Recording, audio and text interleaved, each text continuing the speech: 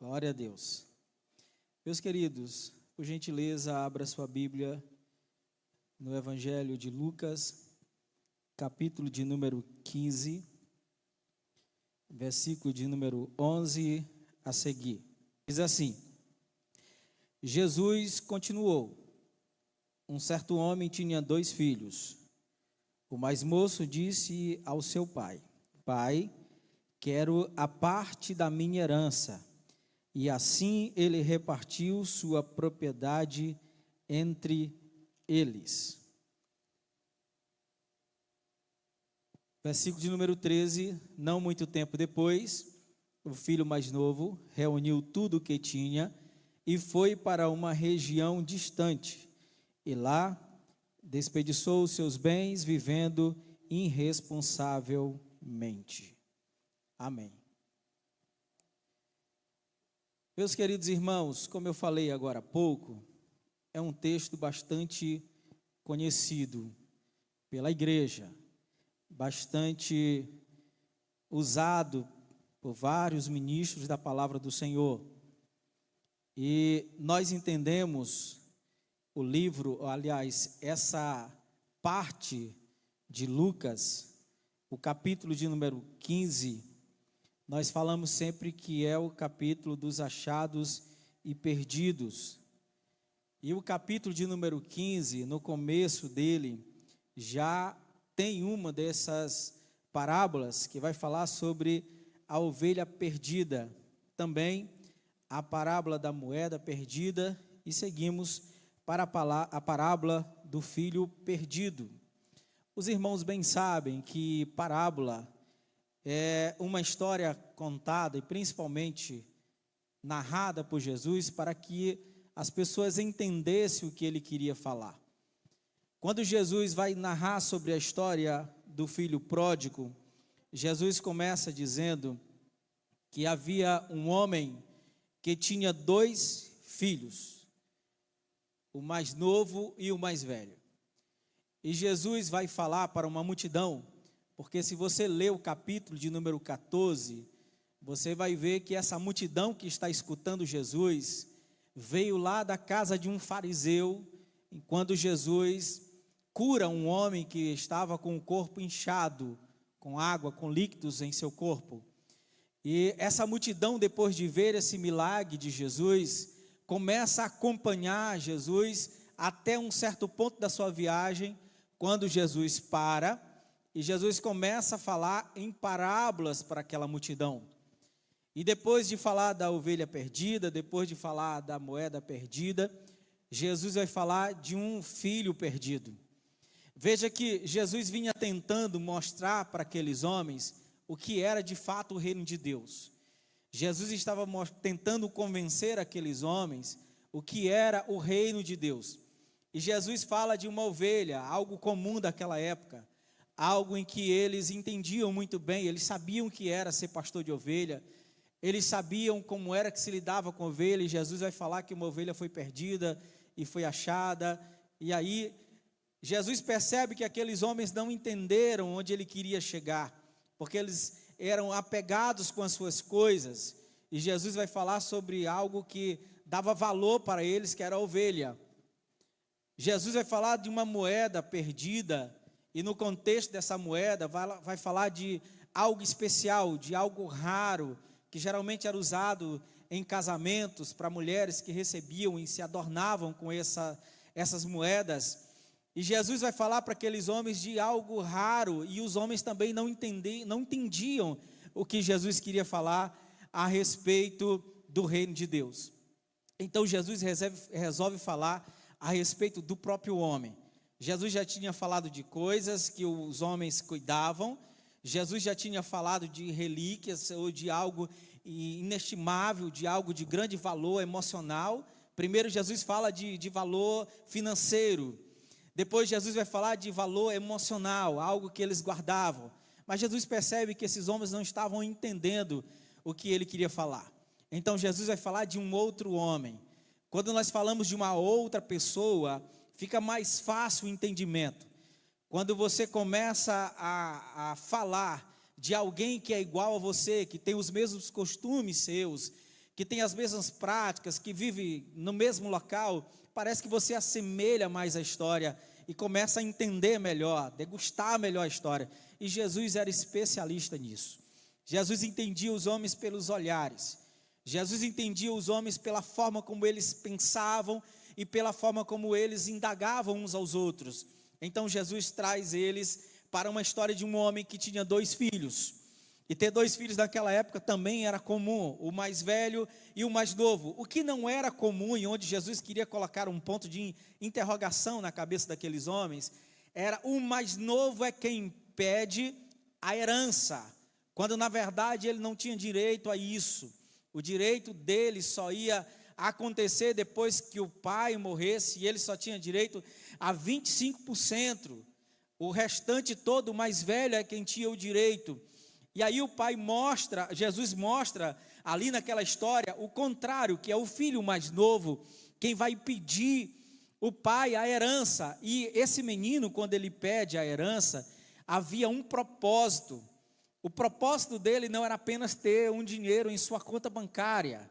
O propósito dele não era apenas ter dinheiro guardado em casa. Havia ali um propósito, e o propósito que a própria história de Cristo vai mostrar era que ele queria o mais rápido possível deixar a sua casa e viver de forma dissoluta, viver de um jeito em que ele não precisasse falar ou pedir permissão para o que ele pudesse fazer. E toda vez que eu leio essa história, eu imagino por que e quais seriam os motivos pelos quais um jovem, que muito provavelmente na idade desse rapaz, quais são os motivos que levaram ele a deixar a sua casa. Se nós entendermos, ou se nós estudarmos o contexto daquela época, Jesus vai colocar esse menino em uma família rica, uma família que tinha posses, porque ninguém que não tem posse ia pedir alguma coisa que não tinha. Então, se o menino vai pedir uma herança, é porque os pais tinham condição. E quando Jesus coloca esse menino naquela casa, a gente entende o seguinte: ele tinha uma cama boa, ele tinha um quarto bom, ele tinha uma fazenda, ele tinha comida à vontade, ele tinha todas as regalias de alguém que provavelmente nunca ia querer sair daquela casa. Quem seria inteligente quer dizer, sair de um local tão confortável? Seria inteligente deixar a casa onde você come bem, onde você se veste bem, onde não falta nada para você? Seria inteligente isso? Claro que não. Mas Jesus vai colocar esse menino justamente nesse ponto de interrogação. Por que ele saiu de casa? Quais foram os motivos pelo qual esse menino resolve deixar a sua casa, esse jovem resolve deixar a sua casa com tudo que tinha direito?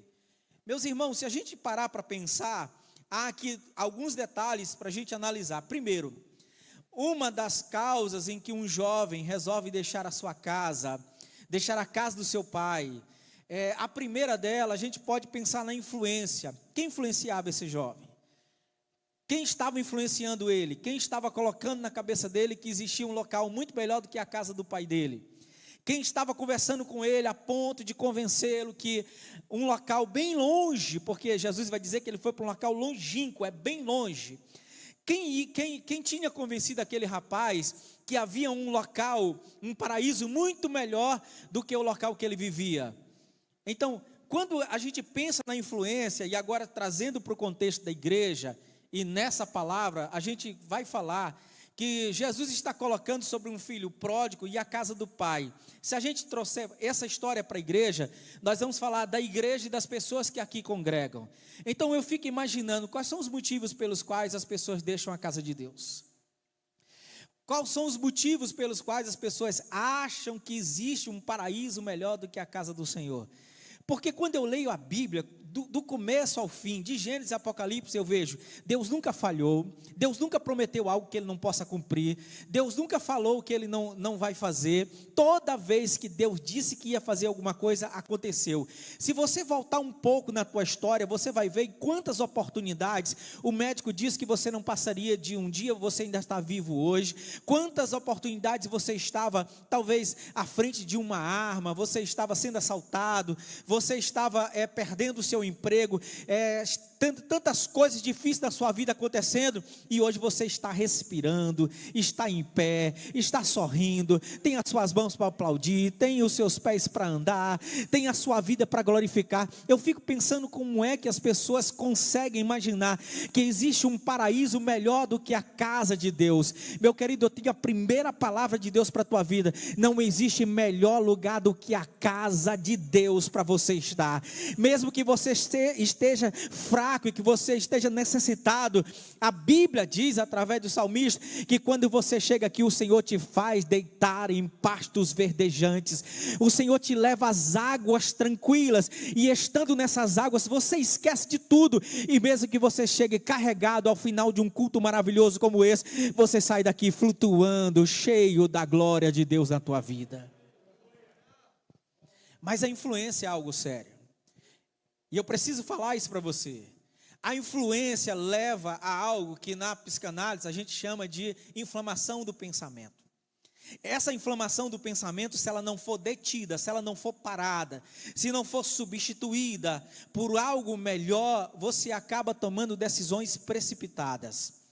Quando alguém diz para você: olha, aquela igreja não serve para ti, ou olha, aquele pastor ou aquele irmão, aí começa a colocar alguma coisa na sua cabeça, aí você começa a pensar: é verdade, parece que, olha, o pastor passou por mim e não me viu hoje, o pastor não me deu parte do Senhor, estou achando algo diferente nele, aquela irmã passou por mim e não falou comigo hoje, parece que a igreja está contra mim. Aí começa a pensar e pensar e pensar, um pensamento vem atrás do outro, pensamento negativo, pensamento de tristeza, te joga para baixo. Daqui a pouco você já planejou a viagem, já está planejando em pedir o dinheiro para o seu pai, já sabe para onde você vai, só não sabe o que vai acontecer depois, mas aquela inflamação do pensamento está te levando a tomar uma decisão tão precipitada, que mais na frente você vai se arrepender. Mas eu trago outra palavra de Deus para a tua vida nessa noite. Se você está pensando que tudo vai dar errado, e se você está pensando que a sua vida vai continuar desse jeito, a palavra do Senhor diz que maior é aquele que está conosco do que o que está no mundo. Pode confiar e pode acreditar que o choro pode durar uma noite, mas a alegria vem ao amanhecer. Quem pode glorificar a Deus? Influência. Então, não deixe ser influenciado. Seja influenciado pela palavra de Deus. Seja influenciado pelas palavras que são ministradas. Seja influenciado pelos louvores que são cantados. Louvores como nós acabamos de ouvir aqui, os louvores da harpa cristã, algo que toca no nosso coração, algo que mexe na nossa vida, parece que nos coloca ao avesso, parece que a gente está vendo a nossa vida sendo cantada ali por alguém que há muito tempo atrás o Senhor usou para escrever num papel com um violãozinho, e aquilo vai tocando em nós. E quando nós chegamos aqui para ouvir a palavra do Senhor, e somos bombardeados por aquela palavra que entra em nossa vida, que entra no nosso coração, que invade a nossa mente, que invade o nosso ser, e a gente pensa completamente diferente da forma como a gente chegou. Não existe lugar melhor do que a casa do Pai. Aqui tem pão toda hora, aqui tem água o tempo todo, aqui o Senhor tem bênção para a tua vida o tempo inteiro. A influência, irmãos, é a pior coisa que existe. Quantas pessoas que sentavam aí do nosso lado, que sentavam aqui do nosso lado, não estão mais na casa do Senhor? Quantas pessoas resolveram sair? E quantas pessoas hoje estão arrependidas? E o pior de tudo, porque existem pessoas que já estão arrependidas, mas não conseguem voltar. Tem pessoas que já foram tão distantes, tão longe, que a vergonha, que o que eles estão passando é tão difícil para eles, que eles imaginam em voltar, e eles pensam: se eu chegar lá, eles não vão mais me reconhecer, se eu chegar lá, eles vão dizer: para que tu saiu? Se eu chegar lá, eles vão me olhar com o olho torto, vão apontar o dedo para mim. Aí tem pessoas que nunca mais vão voltar. Infelizmente, o Senhor tenha misericórdia dessas pessoas que saíram, estão no mundo, estão vivendo nas drogas, nas prostituições, e eram pessoas que louvavam, pessoas que ministravam a palavra, pessoas que eram bênção, pessoas que usavam, que Deus usava aqui na nossa igreja e em outras igrejas também, e hoje estão no mundo porque tomaram decisões precipitadas. Cuidado com a decisão que você vai tomar, cuidado com a decisão que você vai tomar. Eu costumo dizer, pense 10 vezes antes de dizer sim ou não, respire fundo antes de tomar a decisão que pode mudar completamente a tua história. E eu te dou mais um conselho: antes de você tomar qualquer decisão, dobre os seus joelhos, leia a sua Bíblia, peça ao Pai uma resposta, e Deus vai te dar a resposta que você precisa. Pastor, mas eu posso sair aqui, eu ir na casa da irmãzinha, do irmãozinho, não sei o que, não sei o que. Eu não encontrei isso na Bíblia. Sabe o que eu encontrei a Bíblia dizendo? Entra no teu quarto, fecha a porta, dobra os teus joelhos e fala em teu Pai em secreto, porque o teu Deus que está te ouvindo vai te responder.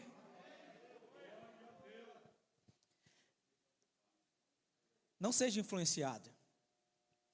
Quando Jesus coloca esse menino na história, quando coloca esse jovem na história, a gente vai ver o seguinte: algumas questões daquele tempo eram tradicionais. Por exemplo, as sandálias, o anel e as roupas.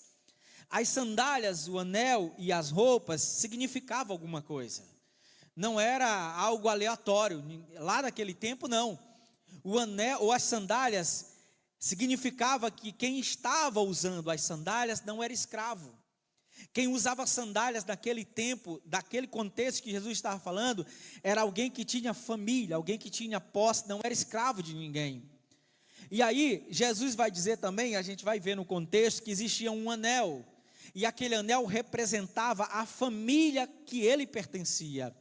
Se alguém tivesse usando um anel, significava que ele pertencia a uma família. Lembra quando a gente vê hoje aqueles brasões de família, aquelas famílias reunidas, eles têm um símbolo, assim usavam antigamente, um anel com um símbolo para mostrar em qual era a família que aquela pessoa pertencia. E as roupas que aquela pessoa usava também mostrava a sua dignidade, a forma como ele se trajava, que eles se vestiam, mostrava também como ele era influenciado pela sua família. Então essas características eram evidentes toda vez que ele saía de casa para ir a algum lugar fazer algum favor para o seu pai ou para a sua mãe. Quando ele andava com as suas sandálias pelas ruas, com o seu anel no dedo e com a sua roupa chique, as pessoas olhavam e diziam assim: aquele ali é da família tal, aquele ali, ele não é escravo, aquele ali, ele é um rapaz de dignidade. Mas quando ele pegou o seu dinheiro, que o pai entregou para ele e foi embora, ele foi perdendo cada uma dessas características, onde eu vou chegar daqui a pouco para você. Mas antes eu quero dizer uma coisa para você: aqui na casa do Senhor, nós também somos conhecidos por algumas características, a saber, nós precisamos estar calçados. Calçados de quê, pastor? Calçados com o evangelho. Essa palavra que o salmista diz: lâmpada para os meus pés e a tua palavra e luz para os meus caminhos. Precisamos estar baseado na palavra, calçado a palavra, para podermos andar por aí dentro da palavra do Senhor. Quando alguém te olhar pela rua, vendo da forma como você anda, vai dizer: aquele ali é um servo de Deus, aquela ali é uma serva do Senhor. O que é isso? Porque a palavra do Senhor está sobre os teus pés, e onde tu chegar, essa palavra vai chegar primeiro do que você. Aleluia. Outra característica que nós temos não é o anel em si, mas nós pertencemos a uma família. Por exemplo, nós pertencemos ao Campo Quatraque.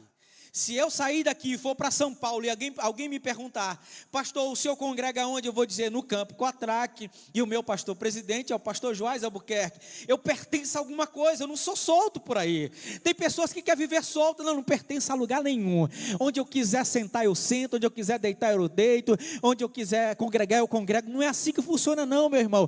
Você pertence a um lugar, você pertence a um local que tem regras, a um local que as pessoas vão te perguntar, você vai dizer: eu congrego lá no Campo Quatraque, eu congrego na igreja tal, eu congrego na congregação tal, o meu pastor, meu dirigente é fulano. Você tem história, você não é solto por aí. Por onde você andar, as pessoas vão reconhecer você pelo que você é, mas também de onde você veio. Chegar no local, e às vezes você sai às pressas, Um obreiro, por exemplo, sai às pressas e não conseguiu levar uma carta de recomendação. Aí chega lá, o pastor pergunta: de onde você é, meu filho? Eu sou da Assembleia de Deus, Campo Quatraque. Quem é o teu pastor? Pastor Joás Albuquerque. Ah, conheço, pode entrar.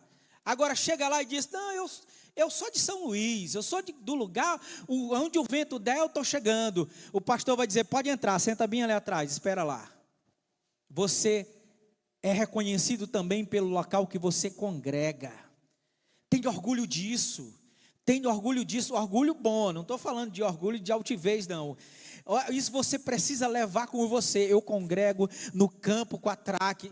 Faça isso com amor, mas faça isso com dedicação, porque não é só onde você pisa, é para onde você vai. Você leva o nome de onde você pertence. Assim também nós somos conhecidos. Quando alguém passa, aquele ali é da Assembleia de Deus, aquele ali é da Batista, aquele é disso, aquele é disso. Isso aí são características que ninguém vai conseguir tirar da igreja do Senhor. E sabe de uma coisa que ninguém vai tirar da Assembleia de Deus? É as nossas características. Que característica é essa, pastor? Nós somos pentecostais, vivemos cheios do poder de Deus, nós somos pessoas de oração, somos pessoas que lemos a Bíblia, que estudamos a Bíblia, nós temos tradições. Sim, nós temos tradições, mas ninguém vai tirar isso da gente. Sabe por quê?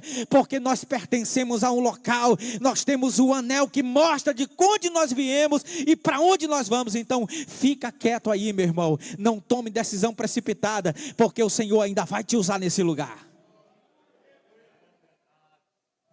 E aí tem as roupas. Eu não vou falar de uso e costume, não. Isso aí é o pastor Joás que faz. Mas tem as roupas. Uma vez me perguntaram: pastor Paulo, essa questão de roupas vai deixar as pessoas no inferno? Eu disse: olha, irmão, eu só tenho uma resposta para isso.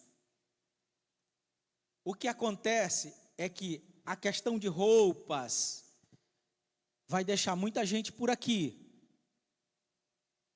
E tem muita gente que pensa que está ali e que está aqui. O que é isso? É eu e Deus. É só isso. Eu e Deus. Eu que tenho que ver. Quais são suas características? Por onde você anda? Eu vou falar, porque eu estou falando aqui para vocês, eu tenho que falar para mim também. Hoje eu sou pastor pela misericórdia de Deus, o Senhor me escolheu. E aí um dia, eu saí de casa. Tem algum problema o pastor sair de bermuda, pastor Joás? Tem não, né? É pecado? Não. Um dia eu saí de casa e fui no supermercado. E aí eu estava lá fazendo minha compra. Mas nesse dia eu despercebido fui de bermuda. E aí tinha uma irmã que congregava com a gente. Uma irmã mais de idade. Aí de repente ela olhou para mim e disse: paz do Senhor, pastor. Eu disse: paz do Senhor, irmã. Aí a filha dela, que não congregava com a gente, olhou assim e disse: isso aí que é teu pastor? Nunca mais eu saí desse jeito. É pecado? Não. Mas você pertence. Você precisa dar exemplo. Isso é você e Deus. Ninguém precisa estar apontando para você e dizer: irmão, tu não pode vestir isso, irmã, tu não pode vestir aquilo. Não. É você e Deus. Pergunte para o Senhor, para o Espírito Santo: e aí, Deus, como é que está a minha roupa? Porque se as tuas roupas definem você, então você precisa ter cuidado com elas. Amém? Vamos lá. Aí esse rapaz sai com todas as características. De repente, ele começa a gastar o dinheiro que ele levou. E o dinheiro era muito dinheiro. Muito dinheiro. Não sei como ele levou, em 2 sacolas, em 3 sacolas. Eu só sei que ele chegou com esse dinheiro lá onde ele foi. E a Bíblia diz que era um local longínquo, muito longe. Aí quando ele começou a gastar o dinheiro, ele pensava que nunca mais esse dinheiro ia acabar. Irmãos, o dinheiro é útil demais, mas é passageiro. Quanto mais você tem, mais você gasta. Então não adianta se apegar só a isso e dizer: não, eu vou viver do meu dinheiro, não quero saber de Deus, não quero saber disso, eu vou viver com o meu dinheiro porque eu tenho, posso ter e posso fazer. Uma hora ele acaba. E aí esse rapaz, ele vai começar a gastar todos os seus bens, todo o seu dinheiro. Gasta tudo, até que um dia ele acorda e vê que não tem mais nada. Aí quando ele pensa que ele vai começar a se desfazer de algo que para ele era tão importante, porque estando lá no mundo, estando lá fora, longe, algumas coisas perdem valor. As características dele, que eram tão valiosas, não tem mais valor. E aí ele começa a vender. A primeira coisa que ele perde é as sandálias. Para que eu preciso dessas sandálias? Eu posso viver igual aos outros. E aí ele perde a sandália. Muito provavelmente ele vendeu a sandália para pagar mais de um mês de aluguel. E aí ele vai começar a perder a outra característica dele, que é o seu anel. Então ele já andava como escravo e ele já não pertencia mais a família alguma. Ninguém reconhecia ele por isso. Existem muitas pessoas hoje que você começa a conversar com ele, aí ele começa a dizer para ti: rapaz, eu já fui crente. Olha, eu também já cantei no vocal. Aí você olha para aquela pessoa, você imagina, não é possível que essa pessoa teve uma experiência com Deus desse jeito e está vivendo dessa forma. É porque tem horas, quanto mais tempo você fica longe da casa do Pai, algumas coisas vão perdendo valor. A palavra de Deus já não tem mais valor nenhum nesses lugares que as pessoas estão indo. Aí o seu anel, a sua característica importante de onde ele pertencia, também não tem mais valor algum. Então ele vai perdendo as características daquilo que era valioso para ele. E tem muita gente vivendo dessa forma. Pessoas que você olha hoje do mundo, que você começa a imaginar, não é possível que essa pessoa que vivia cantando, pregando, que vivia fazendo a obra do Senhor, esteja nessa condição. É porque chega um momento que as pessoas vão perdendo essas características, porque elas não têm mais valor para elas. E quando essas pessoas vão perdendo essas características e vendendo aquilo que era de mais precioso para elas, o dinheiro também vai acabando. Aí Jesus vai dizer que esse rapaz começa a chegar num ponto muito crítico, em que ele olha para as roupas dele, aí ele percebe que as roupas deles era a única coisa que ainda lhe trazia referência da casa do Pai. Aí ele começa a pensar entre a roupa e aquele emprego que ele conseguiu para cuidar dos porcos. Aí Jesus coloca uma outra dúvida na cabeça daqueles homens: como um judeu poderia trabalhar com porcos, porque porcos e judeus não se misturavam. Então Jesus coloca aquele rapaz dentro de um local para cuidar de porcos. Jesus ainda diz que aquele rapaz desejava comer a comida dos porcos, mas enquanto ele olhava os porcos, enquanto ele olhava a comida dos porcos, penso eu que ele começou a olhar para suas roupas. E quando ele olhou para suas roupas, veja aí, irmão, pega aí para mim, por favor. Quando ele olhou para suas roupas, ele começou a lembrar daquilo que lhe fazia referência da casa do Pai. E quando ele começou a lembrar da casa do Pai, a Bíblia diz que ele disse assim, olha, ele disse: eu vou pedir perdão, eu vou voltar, porque até os trabalhadores da casa do meu pai têm pão, até os jornaleiros da casa do meu pai têm pão, e eu estou vivendo essa vida desse jeito. Mas eu fico pensando, o que fez aquele homem lembrar de voltar para a casa do Pai? Foi quando ele olhou para suas roupas, que era a única coisa que ainda ligava ele à casa do Pai. Aí nessa hora eu fiquei pensando em um hino para a gente mostrar para os irmãos aqui. Eu pedi para eles tocarem, porque quem já pisou no santo dos santos em outro lugar não sabe viver. E quando aquele menino começou a pensar na possibilidade de viver com aqueles porcos, de comer aquela comida, ele lembrou da casa do Pai. Aí é onde eu quero que eles cantem aí. Canta, por favor. Vai lá para os irmãos verem. Tem pessoas dessa hora que estão pensando na casa do Pai. E quando a gente pensa na casa do Pai, a gente pensa isso aqui, ó: em outro lugar não sabe viver. Quem já sentou aí no seu lugar, irmão? Pode estar lá fora agora, mas o Espírito Santo ainda está falando os seus corações para voltar. Quem já sentou aqui nesse púlpito, nessa hora, sentado lá no bar, o coração dele está pegando fogo. O Espírito Santo está dizendo: volta para a casa do Pai. E sabe o que eu quero dizer para você? Mesmo que o teu filho, o teu marido, a tua esposa, ou alguém que você ama saiu da casa do Pai, eles não vão ficar lá fora. Sabe por quê? Porque quem já pisou aqui não consegue viver mais do mundo. Aleluia. Canta, igreja, canta com eles, vai. A mesma coisa, canta. Bora.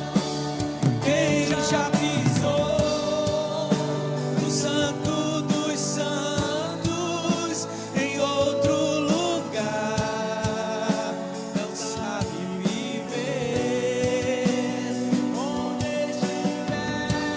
estiver.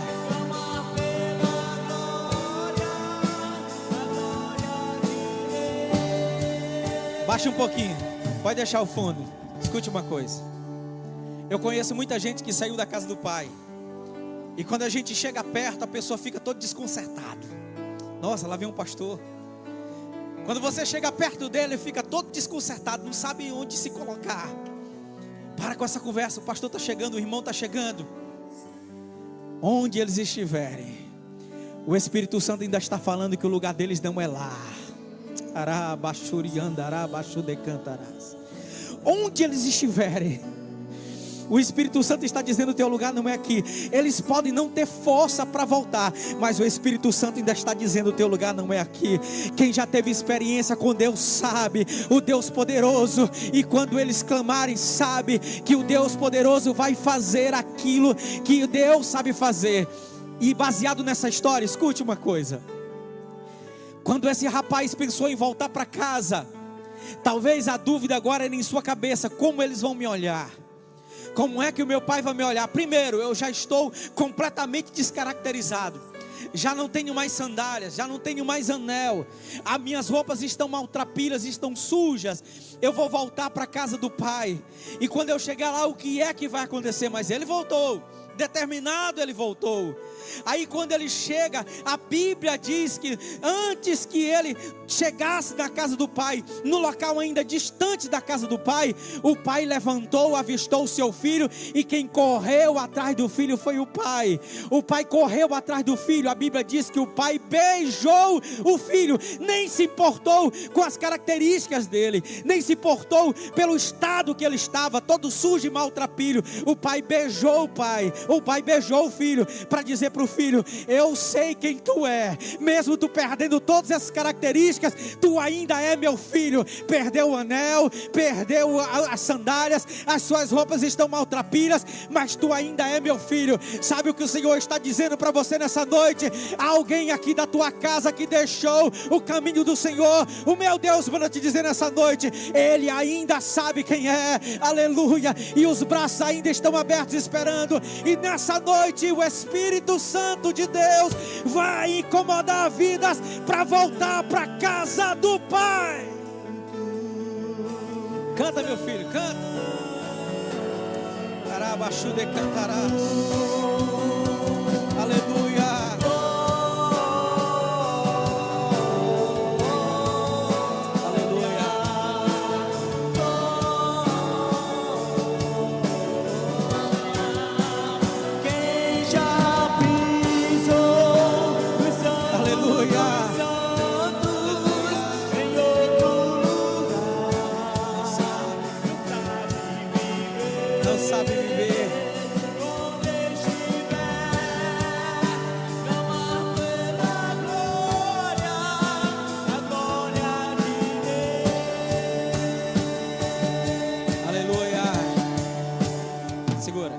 Terminar aqui.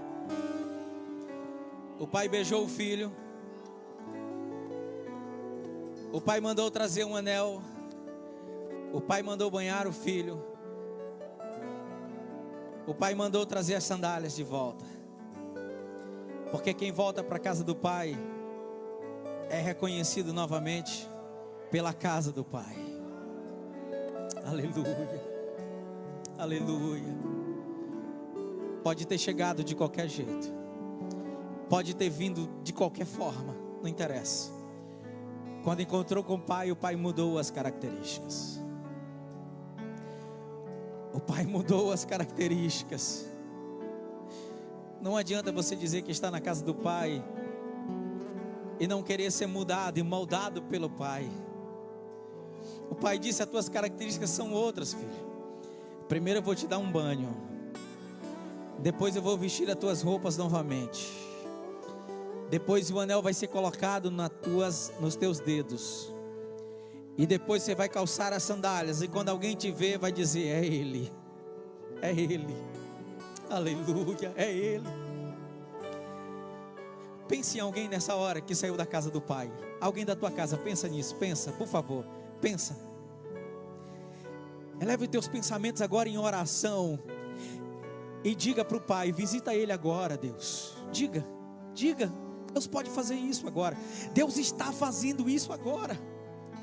Diga: visita ele, Pai. Eu quero ele de volta na tua casa. Diga isso para o Senhor. Aquela pessoa que você está chorando há tempos, aquele filho que você está chorando há tempos, aquele parente seu que está fora do estado do Maranhão, em qualquer lugar desse mundo, em qualquer lugar desse globo, escuta uma coisa: o Senhor tem poder para visitar ele agora, nessa hora. Você que está me assistindo agora em qualquer lugar do Brasil ou do mundo, através dessa transmissão aqui, escute uma coisa: o Senhor te visita agora. Tu vai voltar para a casa do Pai. Se tu tem alguém da tua casa que deixou a casa do Pai, o Senhor vai trazer de volta. E eu ouso dizer uma coisa aqui agora, com a permissão do Espírito Santo de Deus. Tem pessoas que ainda não saíram da casa, mas já estão com a mala pronta. Tem pessoas que ainda não saíram da casa, mas já está com a passagem comprada. Tem pessoas que ainda não deixou a casa, mas tudo já está esquematizado.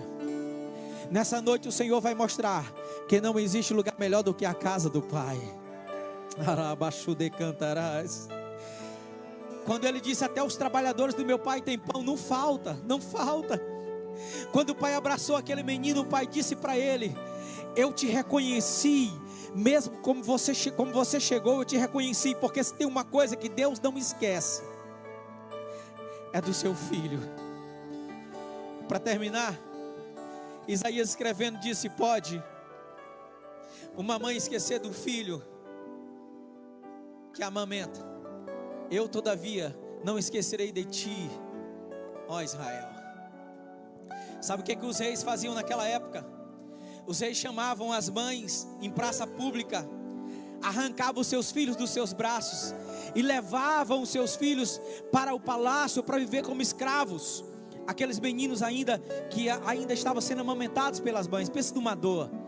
E quando o rei tomava aqueles meninos, trazia a mãe em filas e pegava a mão da mãe, e a primeira letra do nome daquele menino ele colocava na mão da mãe com um ferro quente, assim como se faz em cavalo, em vaca, se fazia na mão daquelas mães. E toda vez que a mãe queria se lembrar daquele filho que foi tomado dele, a mãe olhava para a letra do nome daquele menino que estava em suas mãos e lembrava do seu filho com muito carinho. Escuta uma coisa: sabe o que a minha Bíblia diz? Que o teu nome está gravado nas palmas da mão de Deus. Aleluia.